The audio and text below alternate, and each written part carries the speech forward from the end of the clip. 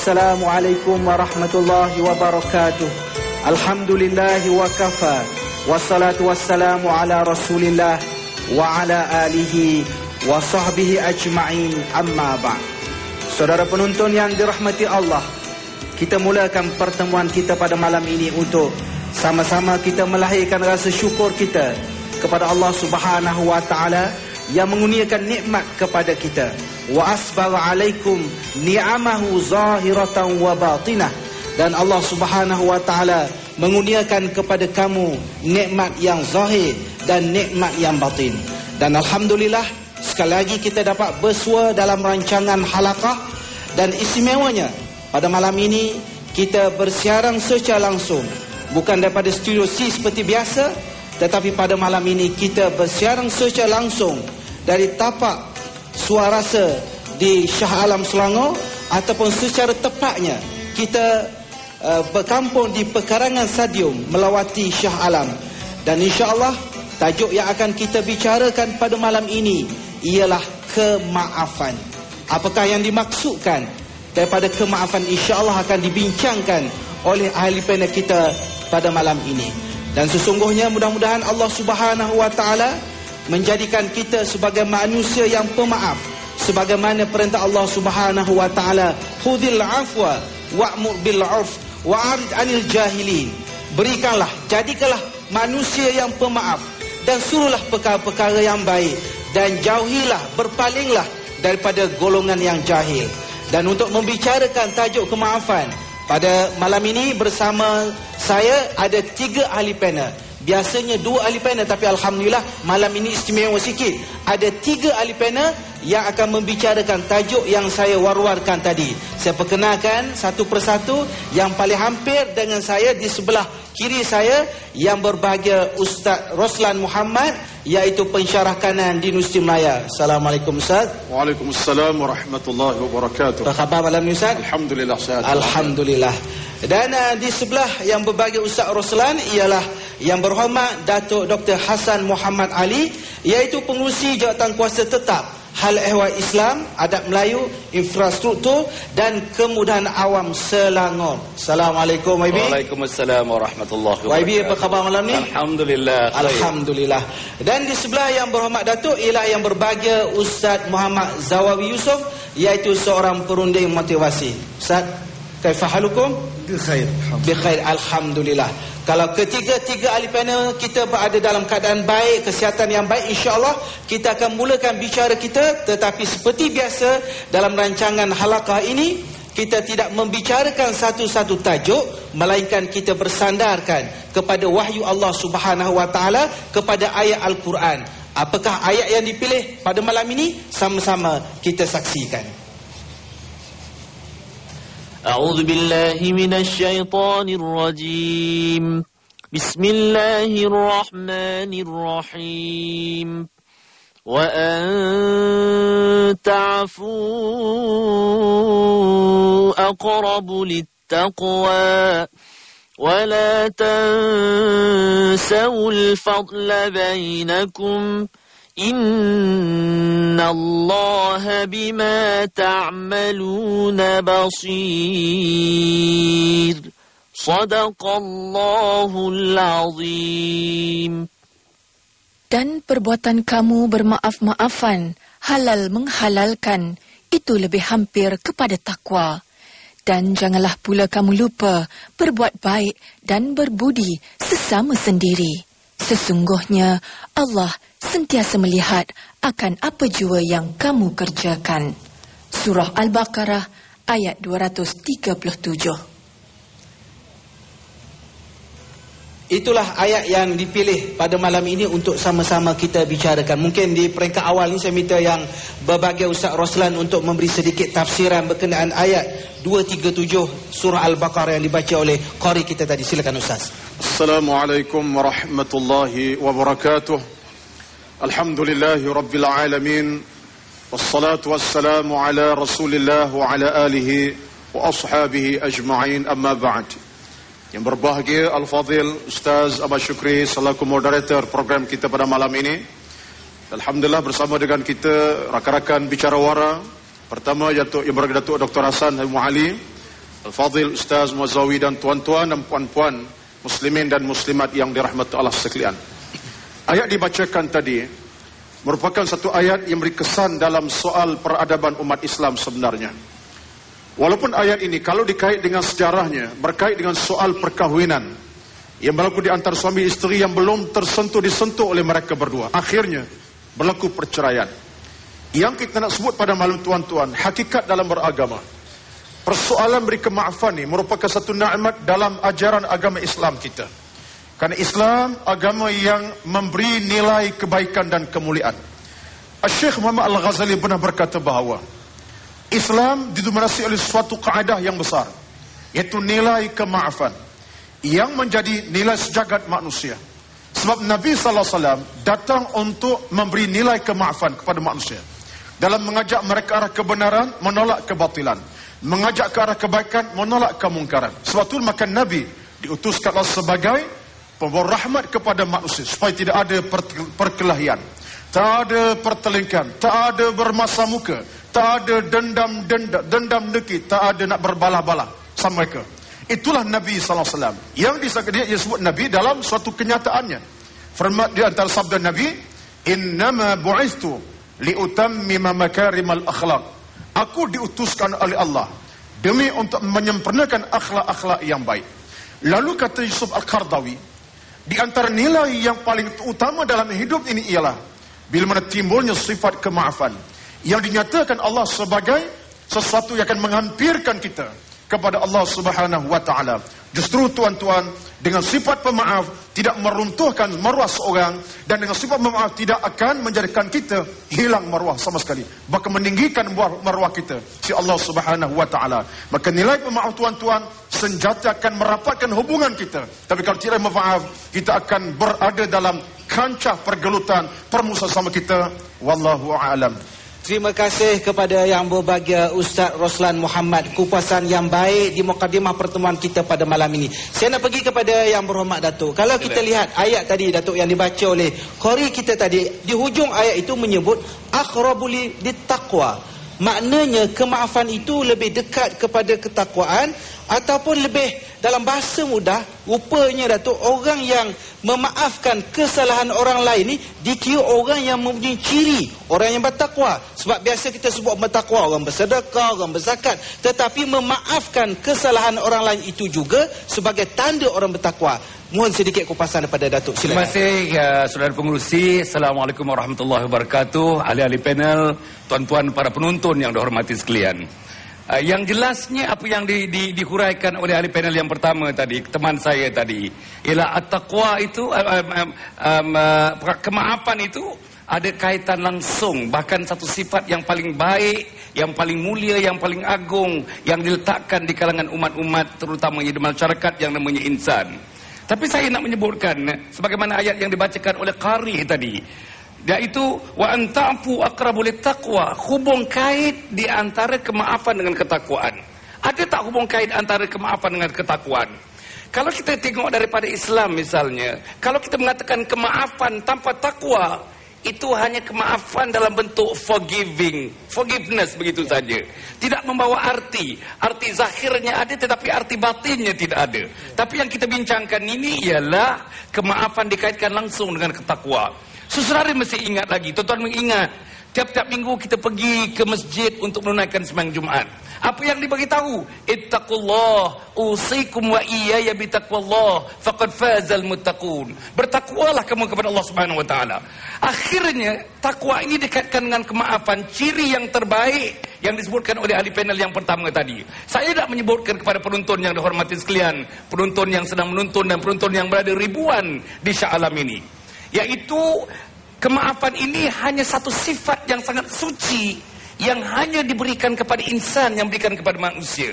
Gunung tak ada kemaafan, bukit tak ada kemaafan, planet-planet tidak ada kemaafan, bumi langit tidak ada kemaafan, bahkan haiwan pun tidak ada kemaafan, tumbuh-tumbuhan pun tidak ada kemaafan. Yang ada kepada saudara, yang ada kepada saya. Jadi oleh kerana sifat ini disebut sebagai sifat yang terbaik, mari kita wujudkan sifat ini. Mari kita kembangkan sifat ini. Mari kita operasionalisasikan sifat ini. Mari kita praktikkan sifat ini dalam kehidupan kita.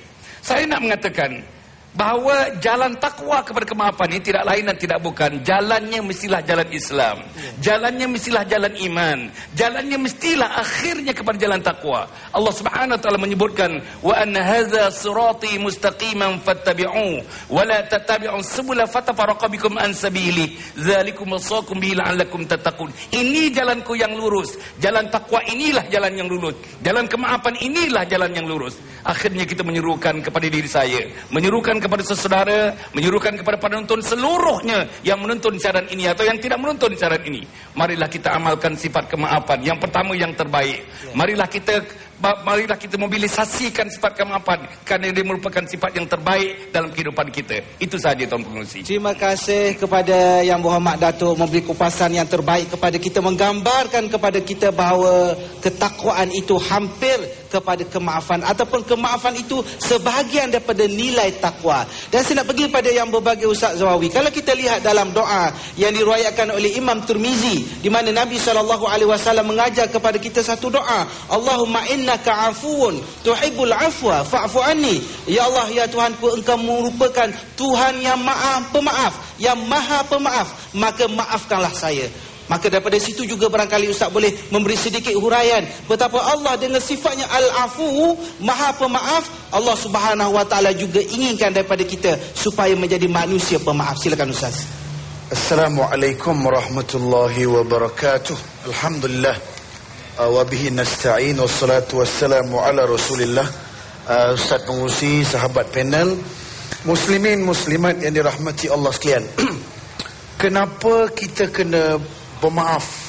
Yang pertama sekali, sifat memaaf ialah sifat Allah. Dalam satu hadis Rasulullah sallallahu alaihi wasallam bersabda, "Takhallaqu bi akhlaqillah." Berakhlaklah kamu dengan akhlak Allah. Apa akhlak Allah tadi? Satu, nama Allah Al-Afu. Ada nama Allah, Allah itu pemaaf. Okey, satu. Jadi kita ni, tuan-tuan sekalian, kalau tengok makna kemaafan, ada satu ayat Al-Quran Allah Ta'ala menyebut yas'alunaka madza yunfiqun. Ditanya kepada kamu bagaimana nak belanja, apa nak belanja. Dikata Allah jawab qulil afwa. Belanja ini ialah yang lebih. Jadi lebih duit. Jadi asal makna maaf ialah lebih baik. Orang kalau baik untuk diri dia, dia guna untuk dia saja. Orang yang baik, dia akan guna belanja lebih untuk orang. Sebab tu siapa memaaf, dia punya nilai diri dia, untuk diri dia dan untuk orang lain. Sebab tu Allah tu baik. Allah boleh maafkan orang. Orang buat dosa, orang langgar, orang bangkang, Allah pun dia bagi makan juga, dia bagi minum juga. Sebab tu kita sifat Allah. Satu. Yang kedua, muslimin yang dirahmati Allah sekalian, untuk makluman anda, dalam Quran tidak ada ayat yang suruh kita minta maaf. Tak ada. Dia tidak ada ayat minta maaf. Yang disuruh memaaf. Dalam Quran ada 34 kali perkataan Al-Afwa. 34 kali. Semuanya ada 3 makna. Dia mulakan dengan cakap semangat Ustaz. Pertama taubat. Yang keduanya memaaf. Yang ketiganya as-safhu. Taubat dulu, kemudian kita maaf, lepas tu berlapang dada. Jadi saya nak beritahu, tidak ada suruh maaf. Jadi yang disuruh bukan minta maaf, yang disuruh memaaf, dan sifat maaf ialah sifat Nabi. Dan satu lagi, muslimin yang dirahmati Allah sekalian, kita nak membangun orang yang ingat kesalahan orang, orang sedang memberatkan rohani dia. Orang dalam apa keadaan, siapa ingat kesalahan orang, anda akan jadi orang pendendam. Dan pendendam boleh jadi satu perkataan yang saya nak sebut bahawa tiada maaf bagimu, perkataan yang paling salah. So tadi Datuk sebut, saya nak beritahu, ramai orang boleh maaf, tapi payah orang nak forget. Kita boleh maaf, tapi ramai orang yang tak forget, dia tak lupa. Kalau anda boleh maaf, tapi anda tak lupa, nanti suatu hari nanti anda akan jadi macam kanak-kanak. Sebab apa? Anda akan guna dendam itu untuk menyakiti hati dia. Anda kanak-kanak, orang ni tak boleh bangun, tak boleh ke depan, sebab dia berat, rohani dia berat, nak melangkah hebat macam mana. Sedangkan Islam tu hebat, Nabi Muhammad memaafkan orang, dan akhir sekali Nabi cemerlang. Wallahualam. Terima kasih kepada yang berbahagia Ustaz Zawawi. Semangat sekali. Tapi kita sambung Ustaz nanti, insya-Allah kita akan berehat seketika. program Halakah sempena edisi khas Suara sempena Aidilfitri ini kita akan berehat seketika. Harapan kami penonton di rumah agar jangan ke mana-mana, terus bersama kami dalam rancangan Halakah di TV9 di Hatiku. Kita jumpa selepas ini.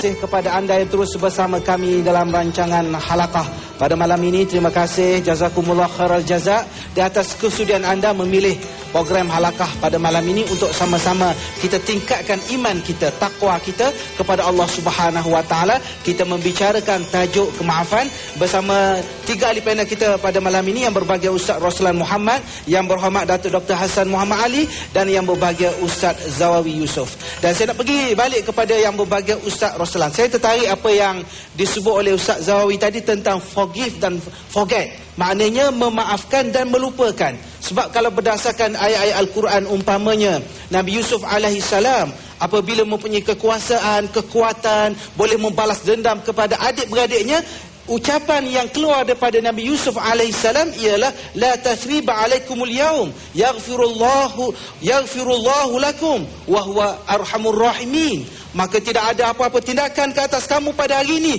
Allah Subhanahu Wa Taala telah mengampunkan dosa-dosa kamu, dan Allah itu Maha Pemurah, Maha Penyayang. Begitulah sifat seorang Nabi, seorang Rasul. Persoalannya Ustaz, macam mana kita nak hayati?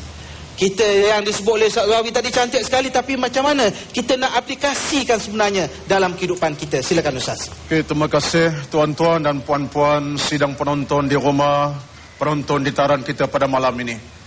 Sebenarnya apa yang kita bicarakan pada malam ini sesuatu yang berkait dengan soal kehidupan semasa kita.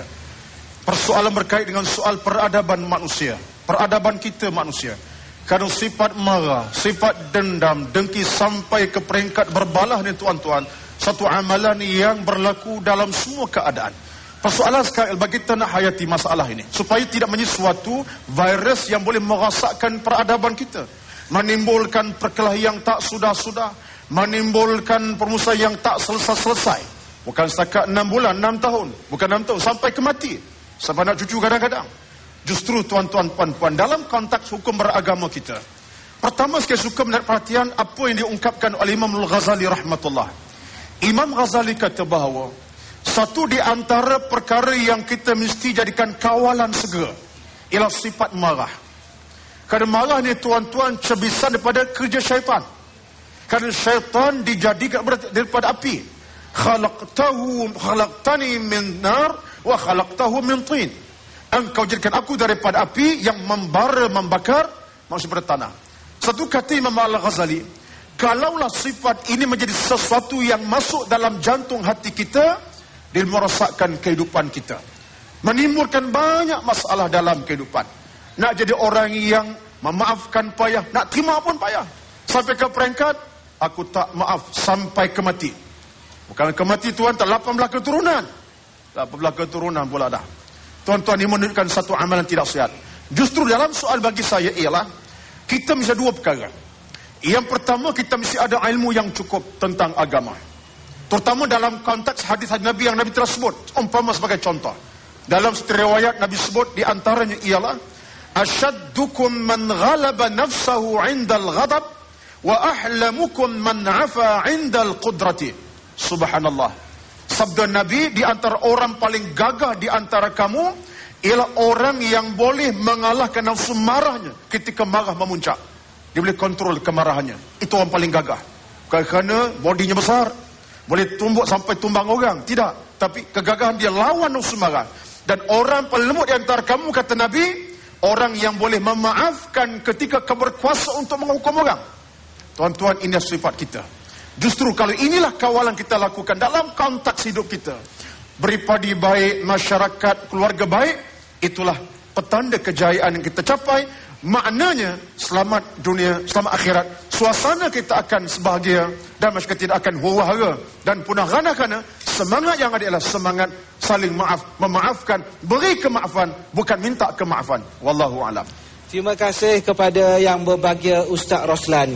Apa yang disebut oleh Ustaz tadi tentang macam mana seorang manusia yang hebat manusia yang terbilang itu ialah manusia yang menahan kemarahan. Ini juga berdasarkan apa yang disebut oleh Allah Subhanahu wa taala, wal kaziminal ghais, iaitu manusia yang menahan kemarahan.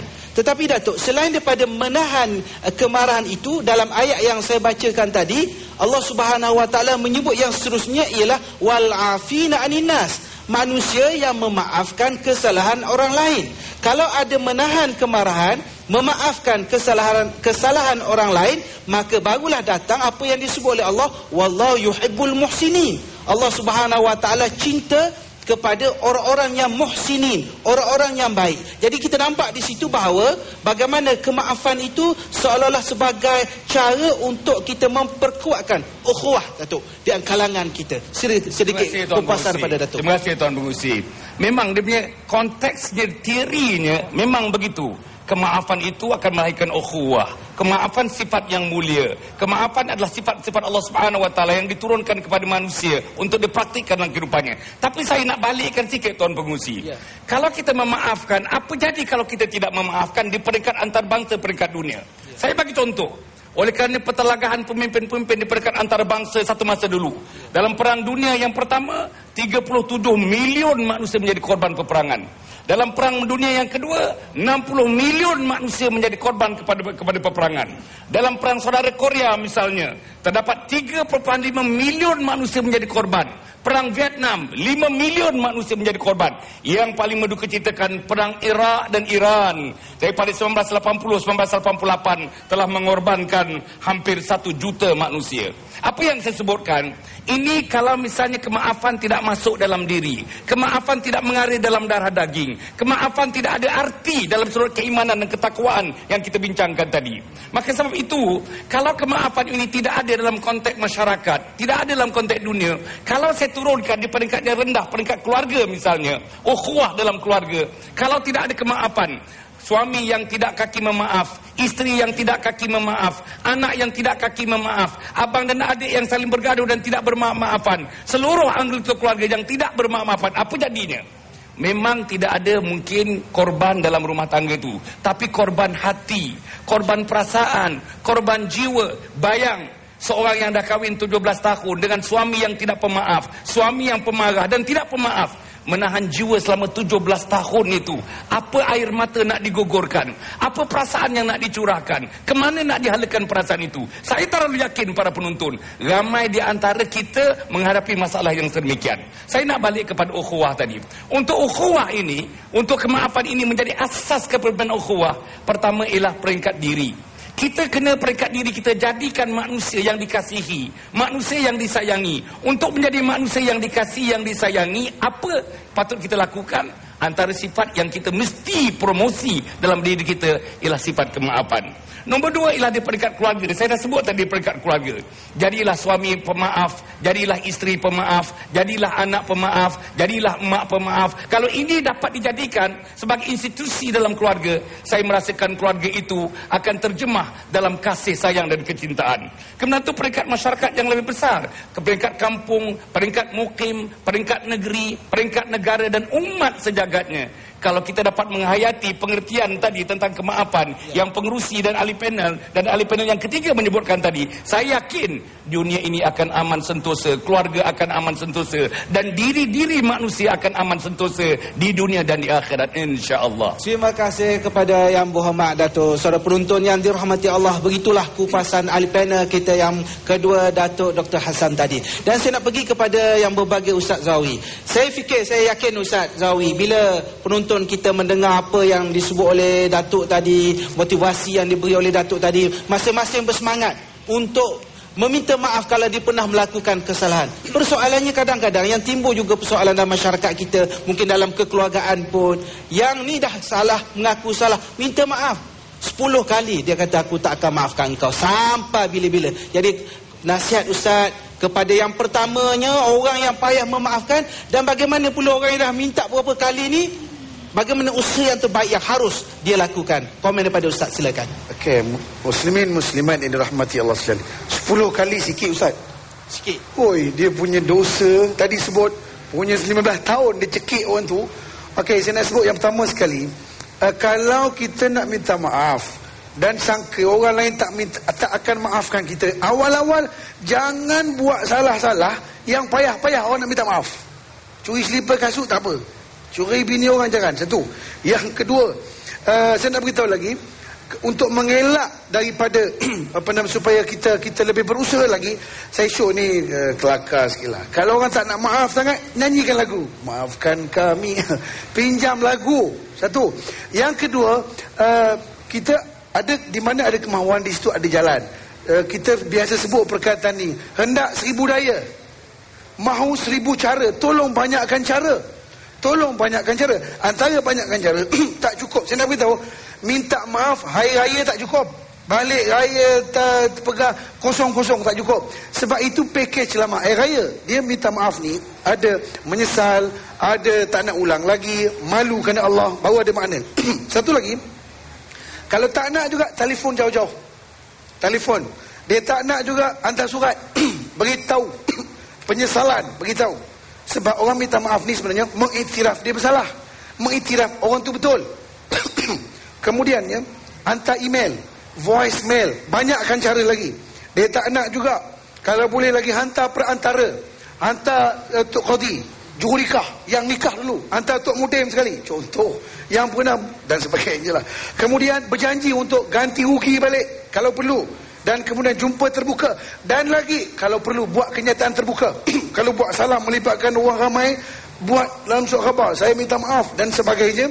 Dan kalau banyak kita buat macam tu tak jadi juga, waktu itu kita serah kepada Allah Subhanahu Wa Taala. Dan untuk makluman tuan-tuan, sesiapa yang tak maafkan Allah, sebenarnya anda tidak mahu keampunan daripada Allah. Dalam satu ayat Quran, Allah Taala berfirman, wal ya'fu wal yasfahu ayaghfirallah lakum wallahu ghafurur rahim. Allah kata apa? Dia kata, hendaklah kamu maafkan, berlapang dadalah, niscaya Allah akan ampunkan kamu. So orang maafkan, Allah akan ampun. Dan satu lagi, Allahu Akbar, tengok, man kadzama ghaizan wa huwa qadiran ala ay yunafizahu. Siapa-siapa boleh tahan marah dia, dia mampu marah pada orang, da'allahu, Allah akan panggil di akhirat ala ruusil khalaiq hatta yukhayyirahu Allahu minal hur. Di akhirat, siapa maafkan orang, Allah panggil dia, pilih, kamu nak al-hur. Al-hur ni apa dia, Ustaz? Bidadari. Bidadari mana nak? Jadi tuan-tuan sekalian, bidadari makna syurga lah tu. Jadi kami nak beritahu, kalau tidak juga, tolong bersedekah. As-sadaqatu tutfil bala. Sebab di akhirat kelak anda akan dituntut dosa buat dengan orang. So sedekah itu dia akan ambil balik. Dan insya-Allah lepas tu berdoa untuk si mati kalau dia mati. Allah. Baik, terima kasih kepada yang berbahagia Ustaz Zawawi. Ringkasnya ialah usaha itu biarlah banyak. Bukan sekadar kita telefon, bukan sekadar kita beritahu maafkanlah saya, tetapi usaha, kesungguhan daripada kita. Dan jangan lupa doa kita supaya Allah Subhanahu Wa Taala membuka hati orang itu supaya dia sanggup memaafkan kesalahan kita. Saudara penonton yang dirahmati Allah, sekali lagi kita akan berehat. Harapan kami agar anda jangan ke mana-mana, terus setia bersama kami dalam rancangan Halaqah. Kita jumpa sebentar nanti. Terima kasih kepada saudara yang terus bersama kami dalam rancangan Halaqah. Kita pada malam ini cukup istimewa kerana kita bersiaran secara langsung dari pekarangan Stadium Melawati Shah Alam Sempena dengan edisi khas Suarasa Aidilfitri. Dan bersama kita pada malam ini 3 ahli panel kita yang berbahagia Datuk Dr. Hassan Muhammad Ali, yang berbahagia Ustaz Zaw Yusof dan yang berbahagia Ustaz Roslan Muhammad. Dan saya nak pergi kepada ahli panel kita yang pertama, Ustaz Roslan Muhammad. Tadi Ustaz Zawi menyentuh menggunakan perkataan tiada maaf bagimu. Jadi sebenarnya perkataan tiada maaf bagimu itu kalau kita perhatikan secara halus, seolah-olah itu sesuatu yang menunjukkan kita ingin terus memutuskan hubungan silaturahim. Dan seruan untuk memutuskan hubungan silaturahim ini adalah kerja syaitan. Jadi sedikit huraian daripada Ustaz, silakan. Terima kasih Fadil Ustaz Pengerusi, tuan-tuan sedang penonton muslimin dan muslimat yang dirahmati Allah Subhanahu Wa Taala. Sesungguhnya kalau kita balik dalam peradaban sejarah umat manusia, sama sekali tuan-tuan tidak pernah dilafazkan Nabi SAW ungkapan tiada maaf bagimu. Karena kalaulah manusia boleh melafazkan ungkapan tersebut, jawapannya ialah tiada esok bagimu sebenarnya. Satu Nabi kita tengok, walaupun sejahat-jahat manusia nak hukum Rasulullah, nak bunuh tuan-tuan, Nabi masih maafkan musuh baginda yang paling jahat, yang paling sengit nak bunuh Nabi SAW. Kita hari ini tuan-tuan, kalau kita dalam konteks masyarakat, keluarga, anak beranak, dalam konteks jiran tetangga, rakan taulan, tak kalah kerana jiran kita parking kereta depan rumah sampai kita maki 3 malam. Takkan kerana jiran kita terambil buah rambutan, kita maki sampai setahun lebih. Tuan-tuan, sebab itulah maka dalam hal ini Nabi bersabda mengingatkan kita jangan ada sifat demikian. Kerana orang mukmin, kata Nabi, al-mu'minu laisa bihuqudin. Orang mukmin tak ada sifat dendam, dengki dan tidak memaafkan orang lain. Ini ciri kita. Satulah saya dengar perbincangan Al-Fadhil Datuk Abi Muhammad Datuk kejap tadi dengan Al-Fadhil rakan kita yang ketiga panel. Cukup cantik kerana gambaran yang digambarkan ialah orang yang beriman, dia beri kemaafan, tak tunggu orang minta kemaafan. Maka inilah yang dilakukan Nabi, sampai Nabi sebut tuan-tuan, wal afu la yazidul abdu illa izza wa fa'fu ya'izzukumullah. Subhanallah. Sabda Nabi, dan orang yang memberikan kemaafan tidak akan menambahkan kecuali kehebatan si Allah Subhanahu wa taala. Malaikat sanjung, Allah sanjung. Malaikat puji, Allah puja. Orang mana yang memberikan kemaafan. Dan orang macam ini mendapat nama si Allah Subhanahu wa taala. Satu hari Abu Bakar radhiyallahu anhu bertanya Nabi sallallahu alaihi wasallam, "Ya Rasulullah," katanya, "apakah suatu perkara yang paling mulia, sesuatu yang boleh aku amalkan?" Jawab Nabi sallallahu alaihi wasallam, saya ambil hadis. Jawab Nabi, "Afdalu akhlaqi ahli dunya wal akhirah tasil man qata'aka wa tu'ti man haramaka wa ta'fu amman zalamak." Tuan-tuan, kata Nabi, di antara orang yang paling terbaik akhlak di muka bumi sampai ke akhirat, dunia sampai ke akhirat, tuan-tuan, siapa? Pertama, orang yang sentiasa menghubungkan rahimnya dengan orang lain, rakan taulah, sahabat handai, keluarga. Yang kedua, dia dalam keadaan beri apa yang dia ada pada orang. Dan yang ketiga, dia memaafkan orang yang pernah zalimi dia, walaupun orang itu dah zalimi dia, tapi tak memaafkan orang lain. Jadi tuan-tuan, inilah kita punya kekuatan sebenarnya. Sendi kekuatan kita. Kalau kita nak padukan hidup dengan nilai agama, ini kekuatan. Maka dalam hukum agama, kita mesti hilangkan moral tadi. Tiada maaf bagimu, tiada esok bagi kita kena hilangkan. Sebab kita nak capai nikmat hidup yang sebenar berasas kepada ketentuan Allah Subhanahu wa taala. Wallahu alam. Terima kasih Ustaz Roslan Muhammad. Saya nak pergi kepada yang Muhammad Datuk. Memupuk tabiat membaca ada cara dia tu. Ada tips dia. Begitu juga memupuk kasih sayang dalam keluarga, ada tips dia. Pada malam ni saya tak nak minta pada Datuk tips membaca macam mana, tips supaya cintakan buku, saya tak nak. Cuma saya nak minta kepada Muhammad Datuk untuk memberi tips kepada kita untuk bagaimana kita memupuk sifat kasih sayang yang kadang-kadang hilang daripada kita. Silakan Datuk. Terima kasih Saudara Pengurusi. Sebelum tu Saudara Pengurusi, saya nak ulas sikit saja mengenai kita ada sukatan tentang kemaafan ini. To forgiving, maaf sampai tak ada limit kemaafannya, itu pun tak bagus, dan akan menimbulkan kesan negatif kepada anak, kepada suami, kepada isteri, kepada anggota masyarakat. Too unforgiving, sampai tak memaafkan langsung, lagilah tidak bagus. Jadi maknanya kita kena ada dalam pendulum itu. Kita kena ada di antara terlalu kita memaaf dengan terlalu tidak memaafkan. Carilah yang di tengah-tengah. Tapi berkenaan dengan Allah Subhanahu wa taala, perintah Allah itu tidak ada maaf dah. Tinggal sembahyang tak ada maaf. Tinggal puasa tidak maaf. Berjudi tak ada maaf. Saya nak pergi kepada tips tadi, bagaimana caranya kita nak meningkatkan tentang sifat kemaafan ni di kalangan generasi muda dan mana-mana juga generasi. Tapi saya juga nak bagi tahu, kemaafan ni bukan tertentu pada generasi muda saja. Hanya pembinaan awalnya di generasi muda. Yang teruk yang tak memaafkan ni orang tua macam saya ni. Itu yang sukar, nak diajar pun sukar, nak ditunjuk ajar pun sukar, nak dibelikan buku pun sukar, nak suruh membaca pun sukar. Tapi apa pun, Tuan Pengurusi saya ingat yang pertama sekali tipnya, faham benar-benar pengertian kemaafan. Sebagaimana kita bincang hampir 20 minit sebentar tadi. Sebagaimana kita faham arti makan, sebagaimana kita faham arti minum, sebagaimana kita faham arti isteri, sebagaimana kita faham arti suami, begitulah sampai ke peringkat kita memahami kemaafan ini. Maaf lahiriahnya, maaf batiniahnya yang kita sebutkan tadi. Yang kedua ialah dihayati sifat-sifat itu. Ada penghayatan. Kepala kita ni kita letakkan ilmu kemaafan, dijatuhkan dalam hati, maka hati ini akan merasakan. Kalau misalnya isteri kita buat silap, dan kita tidak maafkan dia, kita tak boleh tidur malam memikirkan kerana belum memaafkan dia lagi. Maknanya sifat tu, penghayatan itu sudah ada dalam diri.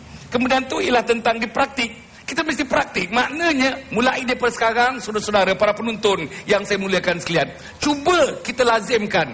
Maaf, minta maaf. Maaf ya, abang minta maaf ya. Ya, abang minta maaf. Cuba lazimkan. Tapi nak sebut itu bukannya sukar. Suami mana yang boleh sebutkan itu dengan cara yang sedemikian?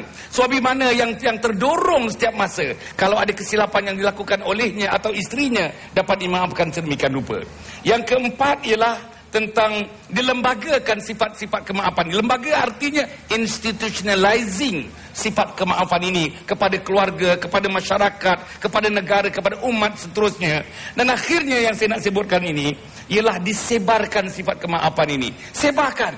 Anak sebarkan di sekolah kepada teman-teman, guru sebarkan di kalangan guru, di kalangan murid-murid, sebarkan. Dan media seperti kita Suarasa TV9 ini menjadi penyebar, Halakah misalnya menjadi penyebar kepada unsur-unsur terbaik kepada kehidupan insan. Ini adalah salah satu cara ini. Yang akhirnya saya nak tambah satu lagi tentang modeling. Modeling artinya contoh. Nak tengok contoh, ayah yang pemaaf biasanya anak-anaknya pemaaf. Ketua yang pemaaf biasanya orang yang bekerja di bawah punya menjadi pemaaf. Inilah di antara perkara-perkara tuan pengurusi yang saya fikir perlu sangat diberi perhatian dalam konteks kita nak membina suasana dan semangat kemaafan itu. Terima kasih. Terima kasih kepada yang berhormat Datuk. Cuma Datuk kadang-kadang orang yang suka sangat memaafkan, ambil mudah sangat, kadang-kadang orang kata dia ni lemah pula Datuk. Dan saya nak pergi pada Ustaz Zawi. Jadi bila orang menyatakan kalau terlalu senang memberi kemaafan ni, maknanya orang ni tak ada kekuatan. Orang ni lemah. Orang ni tidak ada ketegasan dalam hidup. Sedikit komen daripada Ustaz, silakan. Okey, muslimin muslimat sekalian, sebenarnya memaaf ni dia dua. Satu, memaaf ketika berkuasa. Satu lagi, memaaf kita terpaksa. You tak maaf, aku belasah kamu. Suami besar macam giant, bini macam giant, lelaki macam Popeye, dia cekik je lelaki. Abang tak maaf, itu terpaksa, itu memang tak ada kekuatan. Nabi Muhammad memaafkan ketika ada kuasa. Jadi tengok dia menang. Sebenarnya memaaf mengalah. Hari ni minta maaf. Orang kita dengan Israel, kita nak minta damai dalam keadaan lemah. So bila dalam damai lemah, kita tak ada kekuatan. So tengok satu. Yang kedua, sebenarnya memaaf ni dia memberi kuat, dia mengalah. Dia memaaf juga menggambarkan orang tu boleh kuasai diri dia. Saya buat contoh ya. Orang maaf ni, dia boleh kuasai akal, dia boleh kuasai hati, dia boleh kuasai nafsu. Orang yang nak kuat ni, bila anda boleh kuasai akal, hati, nafsu anda nak marah boleh tapi tahan. Nak pukul boleh tapi tahan. Orang tu orang kuat. Sebab tu hari ni nak suruh remaja, orang tua, masyarakat hebat, ajar benda dalam ni. Kita banyak tumpu soal pucuk, lupa soal akar. Okey, kalau kita bising soal pucuk, lupa soal akar. Kalau mati pucuk bising, mati akar tak berapa bising.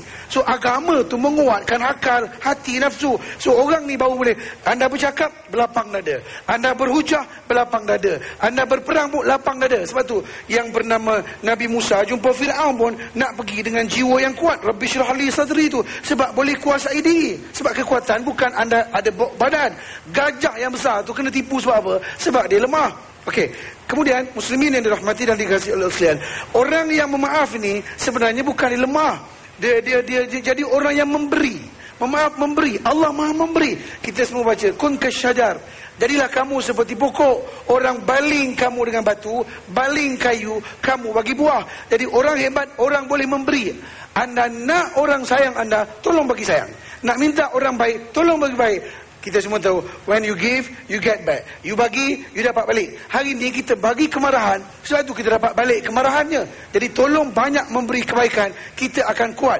Okey, Salahuddin Al-Ayyubi, dia pernah bayangkan gentleman dia dalam perang, the King Richard itu, ketika perang, King itu sakit. Dia pergi jumpa, dia tolong rawat. Bila sembuh, dia siapa kamu? Aku Salahuddin.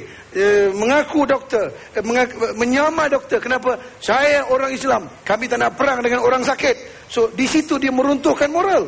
So moral orang baik lawan orang baik, akhir sekali dia kalah. Masalah kita ni dengan Allah pun tak betul. Hati kita liar. Akhir sekali kita boleh forgive, tapi kita tak boleh lupa. Dan saya ulang balik, kita nak membangun, perlukan hati bersih. Hati bersih orang Nabi, hati bersih Rabbani baru berubah, baru hebat. Wallahu a'lam. Terima kasih kepada yang berbahagia Ustaz Zawawi, dan terima kasih kepada semua ahli panel kita yang memberi kupasan yang sangat baik dalam pertemuan kita pada malam ini. Saudara penonton yang dirahmati Allah, sekali lagi kita akan berehat. Harapan kami semua, saya dan semua ahli panel, agar penonton di rumah jangan ke mana-mana, seperti mana juga hadirin hadirat yang membanjiri pekarangan stadium yang tidak bergerak di tempat masing-masing. Anda di rumah pun begitu harapannya, jangan bergerak di tempat masing-masing. Terus bersama Halaqah, kita jumpa selepas ini.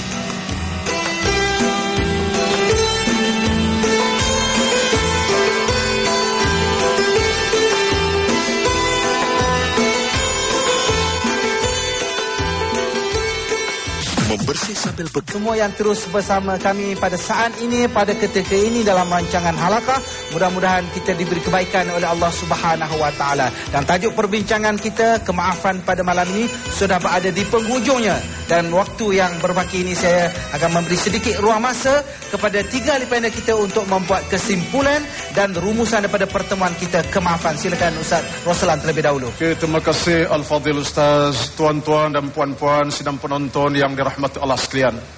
Hakikatnya apa yang kita bincang pada malam ini suatu nilai yang paling mulia dalam kehidupan kita. Karena sifat pemaaf tuan-tuan sifat manusia, bukan sifat makhluk yang lain. Binatang tak ada nilai kemaafan, bukit bukau tak ada nilai kemaafan. Justru yang pertama saya sebut pada tuan-tuan, ingatlah bahawa sifat pemaaf adalah sifat Allah Subhanahu wa taala. Alangkah bijaknya kita mengambil sifat Allah untuk jadikan sebagai kekuatan dalam kehidupan kita. Yang kedua tuan-tuan, amat perlu sekarang pada masa ini modeling dalam kehidupan kita, model ayah pemaaf, anak-anak yang pemaaf, suami pemaaf, masyarakat yang pemaaf. Kalau ini model kita, alhamdulillah, dia akan merebak dari saat ke saat. Tak adalah di dalam dunia hari ini dendam mendendami, dengki dan punah rana dan sebagainya. Yang ketiga tuan-tuan, saya berani berkata bahawa kerana Nabi disebut sudah dalam hadisnya, tidak rendah martabat orang yang memaaf dan tidak juga rendah orang yang sedia menerima kemaafan, dan bahkan meninggilah maruah orang yang memaafkan orang lain. Itulah sifat malaikat, sifat Allah Subhanahu wa taala, itulah nilai kita yang sebenarnya, maka itulah sifat yang kita tanam sesegera dalam hidup ini. Wallahu a'lam. Terima kasih pada yang berbahagia Ustaz Roslan. Saya pergi kepada yang Muhammad Datuk. Silakan Datuk. Terima kasih Tuan Busi. Saudara, hadis Nabi Muhammad SAW menyebutkan, man taba taballahu alaihi, siapa yang bertaubat nescaya Allah akan menerima taubatnya. Marilah malam ini natijah daripada program ini. Pertama, mari kita letakkan pada diri kita, individu kita ini, sifat taubat pada malam ini. Hakikatnya insya-Allah manusia yang bertaubat, manusia yang memaaf, manusia yang menerima kemaafan sangat baik di sisi Allah dan sangat baik di sisi makhluk. Nombor 2, kalau boleh saya nak serukan kepada ahli-ahli keluarga kita, Tuan Pengerusi, suami dan isteri, anak dan mak dan ayah, jangan tunggu pada hari raya saja. Kemaafan, ketaubatan, hari-hari boleh buat, hari-hari boleh minta, minggu-minggu boleh minta. Jangan tunggu sampai hari raya. Kalau hari raya kita tak sampai pada saat hari raya. Yang ketiga, seru kepada pemimpin-pemimpin, pemimpin besar, pemimpin kecil, pemimpin dunia, pemimpin umat sejagatnya. Mari kita praktikkan prinsip-prinsip kemaafan, dan akhirnya diharapkan dengan kemaafan yang merupakan sifat mahmudah ini, dengan memaafkan itu akan terbuka pintu syurga buat kita, insya-Allah. Wassalamualaikum warahmatullahi wabarakatuh. Terima kasih kepada yang Muhammad Datuk. Kita pergi kepada panelis kita yang ketiga, Ustaz Zawawi. Silakan. Tuan-tuan sekalian, Islam menyeluruh. Tolong lihat daripada sumber yang menyeluruh. Islam menyeluruh. Jangan lihat Islam daripada sumber yang sempit, nanti anda nampak Islam itu sempit. Maksud saya, kita maafkan, kita boleh maaf, tapi ada ketika jangan maafkan. Jangan maafkan pembunuhan orang Islam di Palestin. Apa itu? Pembunuhan orang Islam yang berlaku di Bosnia. Bukan untuk mendendam, tapi ada ketika kita perlu berjihad. Dan untuk berjihad kita kena kuat. Dan kekuatan itu Allah sebut qatilul musyrikina kafah. Kamu kena bunuh orang kafir sebagaimana dia bunuh kamu, bukan dendam. Tapi ketika perang kita kena mengingat kita ada maruah. Okey. Kemudian satu yang saya sebut tadi, tuan-tuan sekalian, belajar daripada kesilapan. Belajar kesilapan kita, kesilapan orang. When you stop learning, you stop leading. Bila anda berhenti belajar, anda akan berhenti memimpin orang.